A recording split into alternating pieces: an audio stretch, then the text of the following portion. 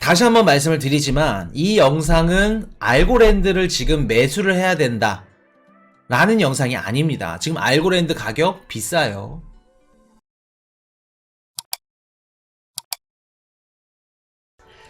오늘은 좀 코인 관련 내용들이 많죠. 알고랜드 얘기 좀 나가고 또 뭐 나가냐면 얼마 전에 우리 FTX CEO 뽀글이 형님이 뭐라 그랬어요? 야, 이제 2차 스테이블 코인 전쟁 시작했다. 요거 기사 한번 다뤄드렸죠. 아, 바이낸스가 이렇게 점점 커지는 게 코인 이슈가 말씀드렸던 그 얘기대로 들어가고 있다. 자, 코인 이슈가 어떤 얘기 드렸죠? 바이낸스 얘기 드리면서 지금까지 비트코인 시장의 역사가 있어. 이걸 알고 계셔야 돼. 지금까지 비트코인 반감기 때 뭐가 바뀌었다 말씀드렸죠? 이게 바뀌었다. 항상 비트코인 반감기 4년 동안 이게 바뀌었어. 이게 뭘까? 거래소. 1등 거래소가 항상 바뀌었다. 그 거래소가 파산되거나 없어지거나 아니면 아래로 내려가던가. 자, 2013년도 1등 거래소 누구였죠? 마운트곡스 1등 거래소 있었죠. 걔네 해킹 때문에 파산을 합니다. 그 다음에 바톤을 받았던 거래소가 우리나라 국내 빗썸. 근데 빗썸에서도 해킹 이슈가 터지죠. 그러면서 순위가 7위까지인가 떨어지는데 2018년도 해성 같은 거래소가 등장을 했어. 그게 누구예요? 바이낸스. 지금까지 1등 자리를 유지하고 있죠. 전세계 1등 거래소 바이낸스. 근데 이게 뭐냐면 이번에 비트코인 반감기 때 전세계 1위 거래소 바이낸스가 1위 자리를 차지할 수 있을까? 차지할 수 있을까? 코인 이슈는 자신있게 말씀드릴 수 있을 것 같아요. 바이낸스는 뭐 없어지진 않을 겁니다. 이렇게 규모가 큰 거래소는 없어지진 않는다. 근데 1등 자리에 내려올 거다. 내려오게 될 거다. 반드시. 언제가 됐든 간에.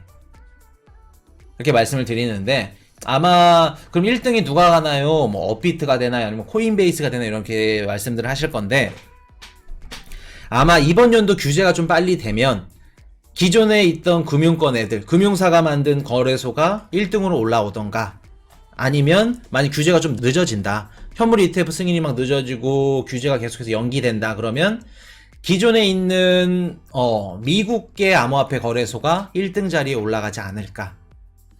뭐 FTX나 뭐 코인베이스 여러 암호화폐 거래소가 또 있겠죠. 근데 여기서 뭐 JP모건 뭐 시중에 은행 뭐 8대 은행사들이 암호화폐 거래소를 만들었어. 그렇게 되면 또 얘기가 달라지겠죠. 그럴 수 있기 때문에 그건 모릅니다. 근데 아마 바이낸스가 1위 자리에서 내려오지 않을까라는 생각을 하는데 자, 지금 바이낸스 2차 스테이블 코인 전쟁 시작했다. 이런 얘기들이 있죠. 우리 암호화폐 시장 지금 어떻게 돌아가는지 그런 것들을 알고 계셔야 돼. 자, FTX 얘기를 드리기 전에 우리 코인이슈 포트폴리오 한 번 더 보여드릴게요. 오랜만에 또 이렇게 보여드리죠. 다시 한번 말씀을 드리지만 이 영상은 알고랜드를 지금 매수를 해야 된다 라는 영상이 아닙니다. 지금 알고랜드 가격 비싸요. 물론 여기서 뭐 더 올라갈 수 있겠지. 475원. 여기서 더 올라갈 수 있겠지. 근데 코인 이슈가 원하는 가격이 이거 아닙니다. 멤버십 분들 제가 시그널 드릴 거예요.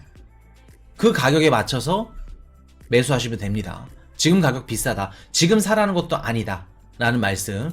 왜냐면 제가 알트에 대해서 웬만해서 안 다루려고 해. 안 다룰. 왜냐면은 알트코인 뭐 좋다 뭐 한다 사면 안 됩니다. 비트코인 사세요 말씀을 드려도 말을 안 들어. 안 들어. 알트는 패닉셀이 나와야지 들어가는 겁니다. 지금 패닉셀 안 나왔다 말씀을 드리고 자, 알고랜드 네트워크 성장세 지속 TVL도 급증이라고 하죠. 최근 들어서 뭐 TVL이 급증을 하고 하는데 뭐 3천만 달러 증가해서 요거는 의미 없고 계속해서 지금 예치된 금액들이 늘어나고 있다. 생태계가 커지고 있다. 그렇게 보시면 될 것 같은데 자, 중요한 게 뭐냐면 요거 9월달입니다. 올해 9월 다뤄드리려고 하다가 이런 기사들 나오면 한번 해드려야겠다 해서 이제 미룬 건데 FTX 벤처스, FTX 거래소 CEO죠. 얘가 스카이브리지 캐피탈을 인수를 했습니다. 30%. 스카이브리지 캐피탈이 누구냐면은 우리 얼굴 보면 아실 건데 앤서니 스카라무치, 이분이 그 트럼프 때 그 한 열흘 정도 계셨었는데 잘렸습니다. 이분이 그 성격이 좀 너무 세가지고 트럼프 어디에 있었더라? 한번 올려주세요. 검색해서. 경제부였었나? 경제부 아닌데. 무튼 트럼프 정권 때 한 열흘 정도인가 짧게 있었던 분이 앤서니 스카라무치 이분입니다. 근데 이분이 CEO로 있는 게 헤지펀드예요. 스카이브리지 캐피탈인데 얘네가 어떤 헤지펀드냐면 미국의 헤지펀드인데, 자, 이 사람 최고 경영자 어느 정도를 굴리냐면은, 자, 이게 올해 기사죠. 4월달 35억 달러 규모의 자산 중에 절반, 한 17억 18억 달러를 비트코인이랑 알고랜드, 이더리움, 그리고 가상자산 관련주들, 뭐 코인베이스 뭐 이런 거겠죠. 아니면 뭐 블록체인, 뭐 디지털, 뭐 마라 채굴 관련된 기업들, 뭐 디지털 홀딩스 이런 것들, 그런 것들을 담았다고 합니다. 한 17억 18억 정도를. 공보국장 맞아요. 그래서 비트코인, 알고랜드, 이더리움을 얘네가 지금 담았다. 스카라무치 얘네 헤지펀드 포트폴리오에 알고랜드가 들어가 있다. 그리고 얘네들이 뭐 펀드 조성을 해가지고 뭐 1억 달러, 2억 달러 알고랜드 펀드를 또 이렇게 조성을 받는, 투자도 받고 상품을 만들고 파는 게 얘네입니다. 스카이브리지 캐피탈. 근데 FTX CEO가 스카이브리지 캐피탈의 지분을 30% 인수했다 그래요. 자, 스카이브리지 암호화폐 4천만 달러 매입 계획. FTX가 어떤 식으로 되어 있냐면, 재밌어. 기업들 VC들 어떻게 들어가는가 보면은 네 가지로 구성이 되어 있는데, 우리가 알고 있는 FTX, 그리고 FTX US, 알라메다죠. 알라메다 리서치, 그리고 FTX 벤처스. 얘는 4개로 쪼개져 있습니다. 얘는 4개로 쪼개져 있고, 보통 우리가 막 뭐 스타트업이라던가 웬만한 뭐 A16G라던가 이런 유명한 벤처 기업들, VC들, 뭐 우리나라로 따지면은 뭐 해시드가 있을 거고, 이런 애들이 다 투자하는 데 들어가 보면은 백업에 누가 들어가냐면은 알라메다 리서치 보신 분 계실 거예요. 아니면 FTX 벤처스, 이런 애들. 자, 그러면 얘네들이 지금 이런 식으로, 어떤 식으로 코인판이 코인의 가치를 올리고 뭐 가격이 펌핑되고 뭐가 되고 이렇게 하냐면은, 한번 말씀드릴게요. 우리가 알고 있는 솔라나 있죠. 솔라나가 이렇게까지 성장할 수 있었던 거 누구 작품일까? 누구 작품이에요? 절대 혼자서 이렇게까지 올라갈 수 없어. 시가총액 탑10 안에 들어갈 수가 없어. 누구 작품이에요? 솔라나? 뽀글인데 그 중에 누구예요? 자회사? 알라메다 리서치 작품입니다. 솔라나는. 솔라나 초기 투자자 중에 한 사람이 누구냐면 얘입니다. 뽀글이. 이해되셨나요? VC들이 어떤 식으로 그 가격을 올리냐면, 제가 앱토스 코인 말씀드렸었죠. 코인을 하나 딱 잡아놓고 거기다가 투자를 받아. 무슨 펀드, 뭐 A라운드, 뭐 B라운드, 투자 라운드까지 싹 다 해서 자금을 조달해놓고 그 코인을 어떻게 해요?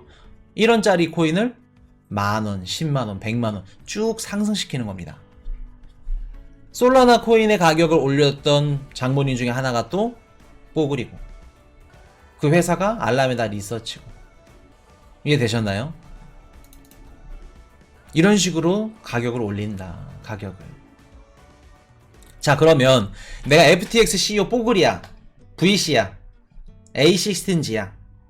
지금 솔라나 시가총액이, 자 보시면 110억 달러죠.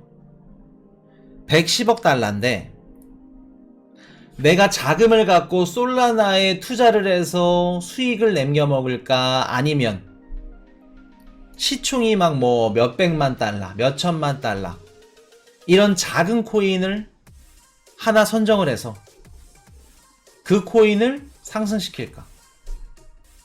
당연히 어떻게 해요? 작은 코인을 가격 올리는데 더 적은 돈이 들겠죠. 자, 왜 작은 코인을, 시가총액이 작은 코인을 선정하냐면은, 자, 솔라나 투자자들이 많습니다. 시중에 많이 풀려 있어. 공매도를 치든 뭐 숏을 치든 롱을 치든 얘 가격을 띄우려면 천문학적인 돈이 들어. MM 기업한테 돈을 줘. 야, 솔라나 가격 좀 올려줘라. 그러면 단가가 예를 들어서 최소 100억 달러야. 근데 알라메다 리서치나 FTCEO가 선정해 놓은 작은 알맞은 시가총액의 코인은 50억 달러밖에 안 들어. 솔라나는 100억 달러 들면 그럼 어떤 코인을 가격을 띄울까? 당연히 가격 시가총액이 낮은 코인을 띄우겠죠. 지금 차기 넥스트 솔라나를 찾는 겁니다. FTX 입장에서는. 이해되셨나요? 자, 그러면 FTX CEO가 누구를 인수했죠? 스카이브리지 캐피탈 지분을 30% 인수합니다. 올해 9월 달에. 인수를 했죠. 근데 스카이브리지 캐피탈은 비트 이더를 갖고 있지만 어떤 코인의 대표적인 헤지펀드죠? 알고랜드를 대표적으로 갖고 있는 헤지펀드입니다. 미국의. 이더리움, 카르다노, 알고랜드 유용성 커 계속 성장할 거. 알고랜드를 어떻게 해요? 뽀글이가 가져가겠다는 겁니다. 제2의 솔라나로 키울 수 있게끔 가져간다는 겁니다. 자, FTX 지금 CEO가 요거 말씀드릴게요. 얼마 전에 바이낸스 2차 스테이블코인 전쟁 시작했다. 이런 얘기를 트위터상에 남깁니다. 최근에 바이낸스 거래소에서 뭐 USDT, USDC 이런 스테이블 코인들, 다양한 스테이블 코인들을 뭘로 통합을 시켜버렸어? 바이낸스 생태계에서 발행되는 스테이블 코인 BUSD로 다 통합을 시켜버렸어. 요걸로 통합을 시키니까 이런 일이 일어납니다. 보여드릴게요. 자, 시중에 있는 USDC, 뭐 USDT, 스테이블 코인 BUSD로 다 통합을 시키니까 지금 시가총액이 어떻게 돼요? BUSD 쭉 올라가죠.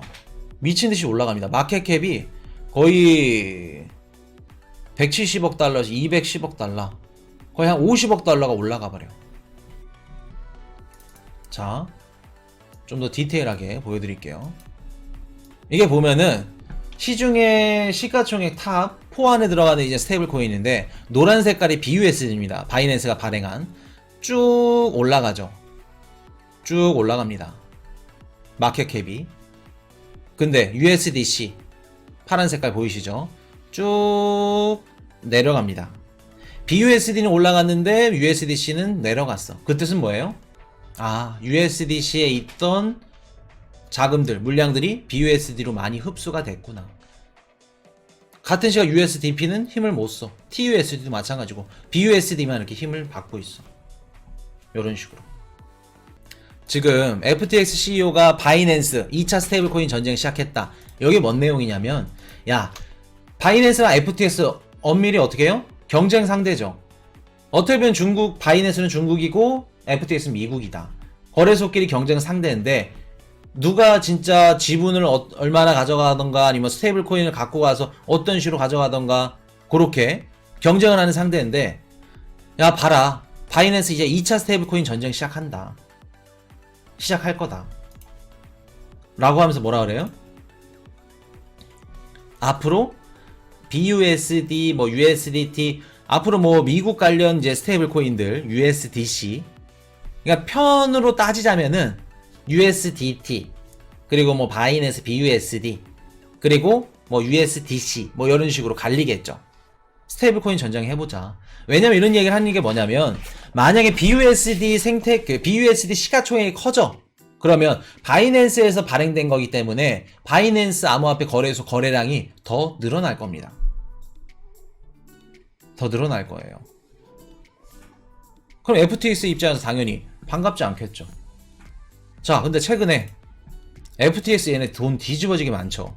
알라메다, 뭐 FTX UX, FTX 벤처스 이런 애들로 지금 신규 코인들 이런 것들 돈 벌 수 있는 건 다 해. 얼마 전에 또 FTX CEO가 막 JP 모건이 되겠다. IT 버블 때 우리 일어났던 JP 모건. 전체 그 90년도 경기 침체 때 다 쓰러져 가던 은행들을 다 인수했던 JP 모건이 되겠다. 암호화폐계의 JP 모건. 이런 식으로 얘기를 했었죠. 자, FTX가 지금 보이저 디지털 자산, 보이저 디지털이라고 암호화폐 대출 플랫폼입니다. 플랫폼. 얘네를 지금 인수를 했어요. 14억 2,200만 달러 규모의 가격을 보유 자산을 갖고 있다고 하는데, 보이저 디지털 자산 플랫폼의 암호화폐 대출 플랫폼에 예치되어 있는 자금들, 암호화폐들은 어떻게 해요? 이제 FTX가 운영하는 플랫폼이나 아니면 송금망이나 이런 것들을 통해서 예치하고 관리하게 된다는 겁니다. FTX가 이제 전환 담당해서 얘네들 자산들, 고객들을 전부 다 끌어올 수 있다는 거예요. 그냥 DB까지 다 끌어오는 거죠. 데이터들까지. 그러면 FTX 입장에서도 스테이블 코인으로 자기네 암호화폐 거래소에 많은 그 고객이라던가 암호화폐 자산들을 예치시킬 수 있어야 돼. 그게 지금 우선적으로 하는 게 뭐다? USDC로.